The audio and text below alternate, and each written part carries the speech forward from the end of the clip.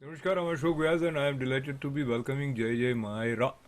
And we have seen her serve the community through her persistent and creative and dedicated, as well as in alignment with the divine work that she has done, which has helped people learn about method of purpose filled healthy living. There is a lot more related to this bright women who joins me now, including her having founded long ago Gita for Masses. She's also marketing and a PR executive. Namaste, welcome. Thank you so much. How are you? Doing great. How about you? I know a lot of people are stressed out with COVID-19 and all the craziness that's going on, but things have been excellent here. Wonderful. So let us begin by the lessons that you think you learned additionally during this period, which sort of brought additional space due to forced isolation. A lot of people are really stressed right now because of everything that's going on. But honestly, I think this is providing a great opportunity for introspection, for getting healthy, for just adapting 2 to 3 simple things everyone can do every day to help them stay healthy. I'm a huge fan of practical lifestyle choices that are going to improve health and mind body well being. And I think that COVID 19 has given us an opportunity to do a lot more of these small and simple things. Like we have more time, people aren't commuting to an office typically. We can actually make changes now that we need to. And so I think that that's been a very positive thing for a lot of people to realize that we do have more control over our health and well-being than you might have realized. So, what many times we don't realize is there are some subtle reasons which make us behave the way we do, and there is a word called vibrations which also play an important role. And you have done extensive, in-depth study, and you also offered a book about vibrations. Let us begin by learning about how vibrations play an important role and what one can do to create right vibrations and move forward. Yeah. So my first book, Vibrational Healing, Attain Balance and Wholeness, Understand Your Energetic Type. The focus of that was really helping people to understand that we all have a unique composition. So if you're familiar with Ayurveda, you understand that that is based on a system of doshas and that those 3 doshas break down into 5 elemental components.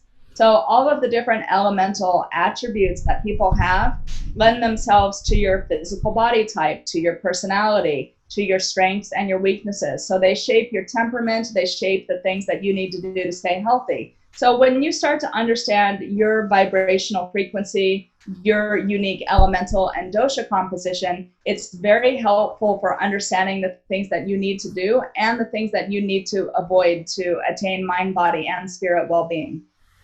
So, talking about your own life and drawing parallels with anybody who might be listening to you right now, sometimes people realize that they want to make some changes in their life. They Yes. realize that the way things are, it is not helping them bring out the best in them.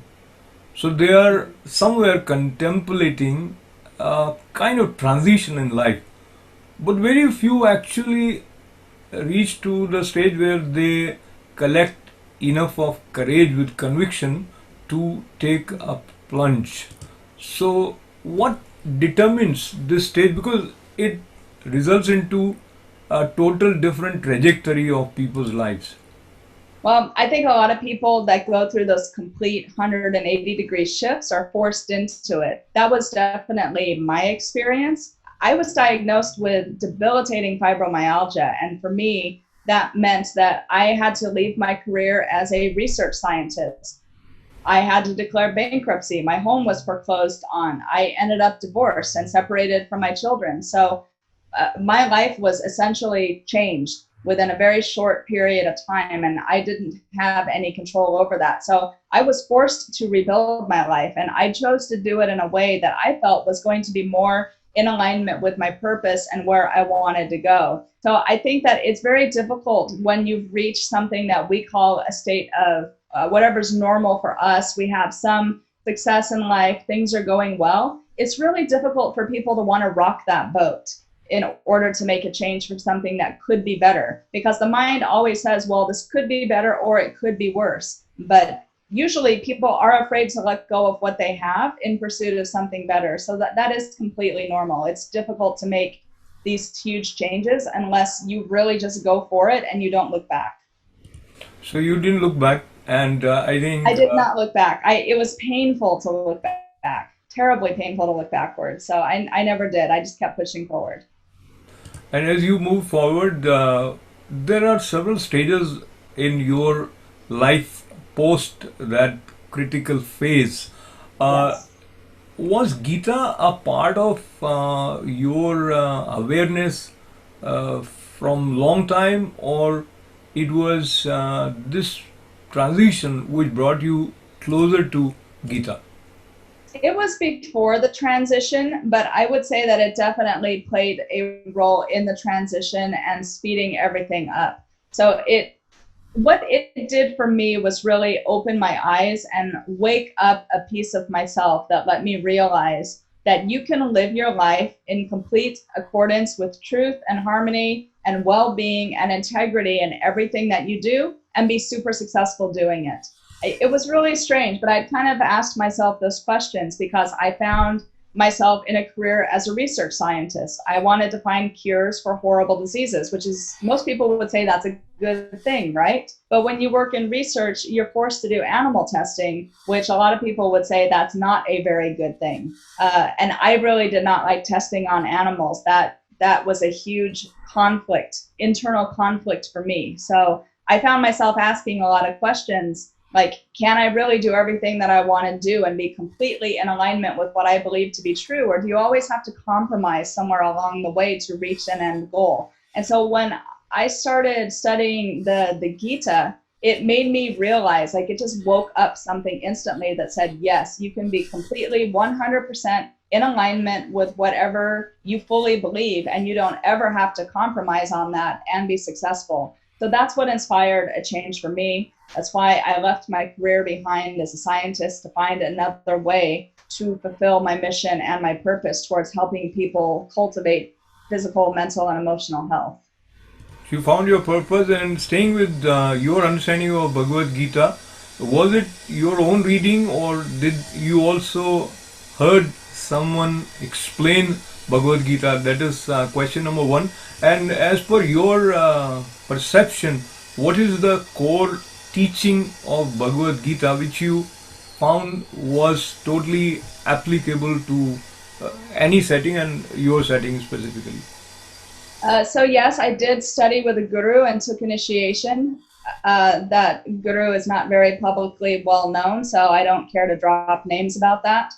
And your second question, can you repeat that? Yes. So, where do you see the core message of Bhagavad Gita is applicable, and what do you consider to be the main teaching of Bhagavad Gita? So I think the core message of the Gita, and a lot of different teachers throughout history have said this, is that it's a scripture that can be used at any point, any time in history, with any belief system or religion, and be applicable to an individual. And the reason why I fully believe that's true is because it's a scripture that teaches you how to go through this process of psychological growth, like psychological and emotional growth, which is going to lead to character development.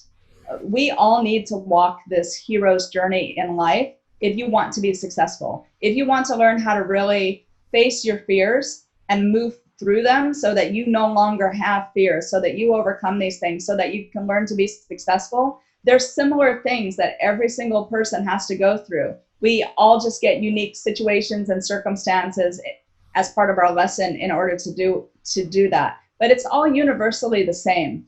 So the scripture teaches you how to go through that process of growth and some of the fundamental things that are necessary for any person who is growing up, finding themselves questioning life, and really wants to live in accordance with their dharma, which I think is synonymous with purpose, by the way. Like in the West, we might say purpose, but that's the exact same thing to someone who would call that dharma. So you are looking at dharma as purpose, and I think Yes. that makes it simpler for many people to understand and follow. And another thing, being benefited, call it, or having found one's answer through a text, in this case, many practitioners or Bhagwad Gita is also referred to as mother. So, Yes. but what made you decide uh, to start an organization, Gita for the masses, and what would you say you managed to accomplish through that organization? So I started the organization because I really wanted to help people through what I call conscious character development. I truly believe that when we're living our best lives, that means we're going to be able to live our dharma, live our purpose, and help other people. And so I wanted to create an organization that would teach people how to do that and how to bring people together from diverse belief systems, and and how to better accept people from all over and be more tolerant and promote interreligious dialogue and interfaith harmony. Those things have always been very important to me. So getting outside of any particular religion, what are those fundamental things that we need to do to grow psychologically and emotionally that are going to make us more compassionate individuals, be better at living our individual dharma and purpose. So that has been the main goal of the organization. I've definitely gone through a lot of ups and downs with the organization, figuring out exactly how to go about doing that. I don't know that it's completely found its stride yet, but I think with the publication of my second book, that we're going to be well on the way towards that. I have some initiatives planned towards that end, which are collaborative, with the Soul of Purpose being released and working to support other mental health organizations for people who are struggling with mental health problems, and also promoting personal empowerment.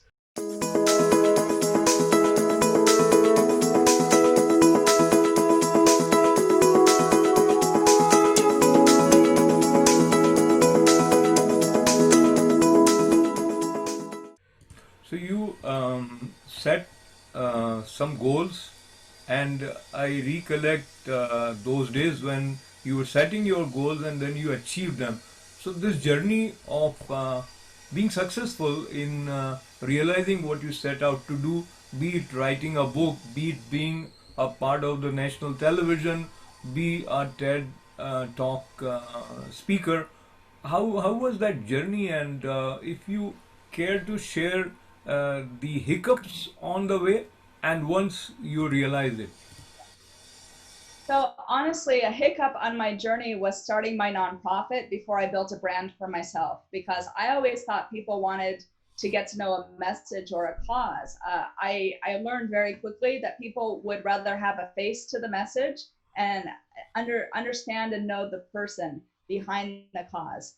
So I learned very early on that I needed to grow my personal brand, that I needed to get out there, be on national TV, give a TEDx talk, become a professional speaker before I could really make the traction with my organization that I wanted to. So after I founded my organization, I had had some opportunities that came up along the way, but when I looked at them, I knew intuitively they weren't right. So I decided to push pause with my nonprofit, to not solicit donations, to not take any money until I fully knew what I wanted to do. So I pushed pause on that and started growing my personal brand. I published my first book in 2015. The second book is coming out January 2021. And so it's really honed for me this understanding of purpose and dharma in ways that I didn't realize 10 years ago when I started an organization. The things that I know now, the things that have come to me intuitively and through my meditations, the platform is so it has so much of a solid foundation now that I know exactly where I want to go moving forward. So I think the hiccups that come along the way are just knowing when to push pause, when to stop and move in a new direction, and being able to just like listen to those inner voices, because not everything you do is going to work the first time. and you need to just like keep pushing forward no matter what. Like no successful person is successful at everything. Maybe they had 99 failures and then one thing just took off and skyrocketed. So there's been a lot of trial and error and experimentation along the way. But the biggest thing for me is just, how do I always be true to myself? How do I listen to that inner voice all the time and never compromise with that? So that has always been my guiding light, to know when something is going the way that it's supposed to.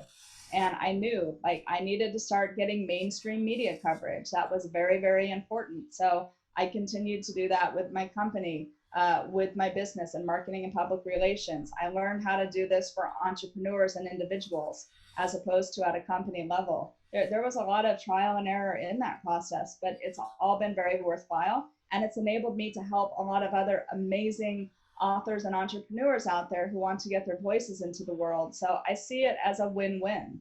Literally everything that I've done with my life and my business, it's been in service of not just my work, but in service of other people's work and helping them to shine brighter in the world. So I just see that as such a wonderful way to live, like when you're able to give back in everything that you do. So overall, you are spreading light, I must say, and your journey itself is incredible. Coming from science background, learning multiple branches of knowledge, including PR, marketing, philosophy, being an author, and of course, professional speaker. So let us talk a little bit about the part of book writing. Book writing again is not easy, and getting a book published and having it received well. I mean, I Definitely it not. involves a lot of struggle, or many steps are involved. So, Yeah, uh, there's a lot of steps. talk to us a little bit about the first book, and then a little bit about the concept of the book that would be coming soon. Yes. So the first book was really interesting. It kind of fell into my lap. A publisher reached out to me and asked me to write the book for them. I had no intention of ever writing a book on vibrational healing. I thought it was very strange that they were coming to me to write them a book on that. So I always believe in saying yes, unless you have a clear reason to say no to something. Like unless your life is in danger or you clearly intuitively know, you should just say yes to opportunities. So I said yes. I wrote them the book, got it published. I learned a lot about writing a book in that process. I ended up having to rewrite half of it, like following their guidance and their feedback. So that really let me know what to do for the second book.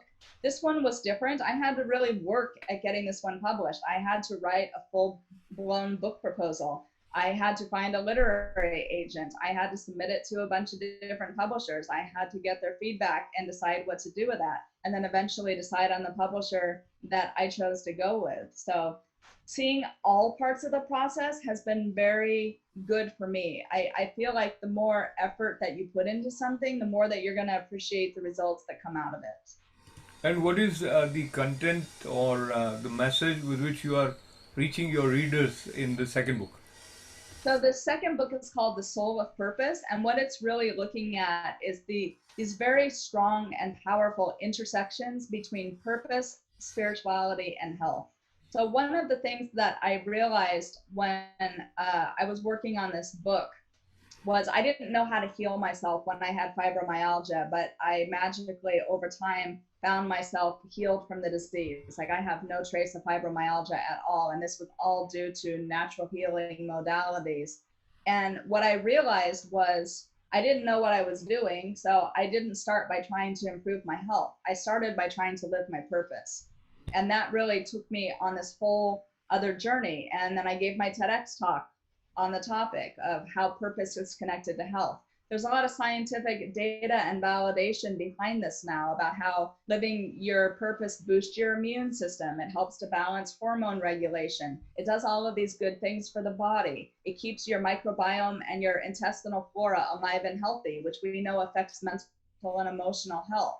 So there's so many strong connections. I wanted to highlight that in a book to really show people that if you just live your purpose, which is going to help you with everything else, that this will also lead you to be able to be healthy physically, mentally, and emotionally, and to show the science and the spirituality behind why. So it came to me that purpose is, of course, dharma, and dharma is the foundation for your entire dosha composition. So whatever elemental dosha composition you have as an individual is not coincidence. It was divinely ordained so that you could fulfill your purpose. So you were literally created from this cosmic energy that gave you everything you need to succeed. So if you live in alignment with your dharma and purpose, literally everything else will come into alignment as well. The health problems will vanish, the mental and emotional health issues will vanish, and you will be able to live a prosperous life. Beautiful. You are to articulate it so well, and it makes a lot of sense. Having said that, very few of us are purpose driven. If I say that, it may be correct or incorrect, I don't know. But I see that very few people go out of the normal rhythm that society has offered in the form of a structure Yeah. that you need to pay, you take care of your bills. So all that you do Yeah. is how to make money and pay bills. So, but that I won't think is the purpose as you are looking at it. So the It little can be. time, yeah, I let think me it just, needs to yeah, be a yeah. portion of it. Otherwise, there's no way people can live their purpose. If you can't find a way to make money doing your purpose, you're going to spend most of your time making money and 10% of your time or less living your purpose. And then I don't think you can call it purpose at that point if you don't spend the majority of your time on it. Absolutely. So my last question for this session, looking at the paucity of time, how one should go about finding one's purpose if any of our viewer have that question in his or her mind, what would Yeah. be your tips? So I think one of the key tips is to understand your elemental and dosha type, because that's going to help you to also understand your psychological temperament, your strengths, your gifts, and your weaknesses. So when you start to understand what your strengths and your talents are, those are a part of your purpose. So that is part of this formula that I have created in my next book to helping people find their purpose. So that would be where I would start. Understand what your talents and strengths are, and find a way to utilize them in your career or in the things you're doing on a day-to-day basis. Like for me, writing is a strong strength and a gift I was given. I've been a writer ever since I was a scientist. I was the scientist who could do the writing, so it was always given to me. That's how I was able to start a communications consulting company. I started on the technical writing side of things and branched my way out into broader horizons. So as long as you adhere to your talents, the universe is always going to bring opportunities your way. Wonderful. So let universe bring opportunities your way. That is a kind of mantra as well as a very very profound message from interaction with Jai Jai Myra. And as I thank you for joining me today. Anything else you would like to add as we move towards the reopening phase after COVID-19? Well, one of my favorite sayings is Dharma supports those who support Dharma. So if you really live by that philosophy, I truly believe it. Honor your strengths, your talents, really come at everything from a service of giving, and the universe will bring opportunities your way. This is literally how the entire world universe was created. If you believe that you are doing the right thing and you're utilizing your God-given talents, God is going to be there to support you.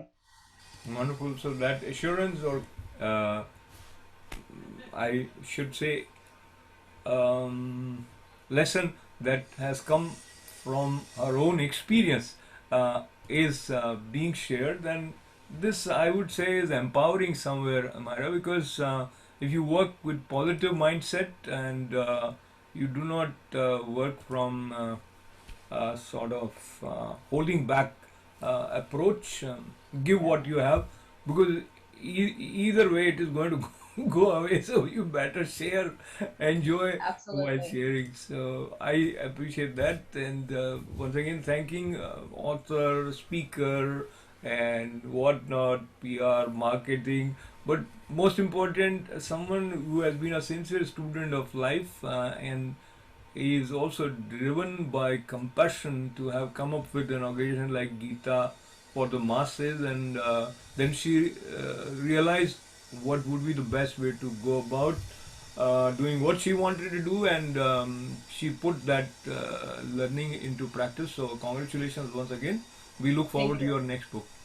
That'll Thank you be so much. the soul of purpose. So thanking J J Myra and thanking all of you with lots and lots of good wishes. This is Ashok Vyas. Namaste.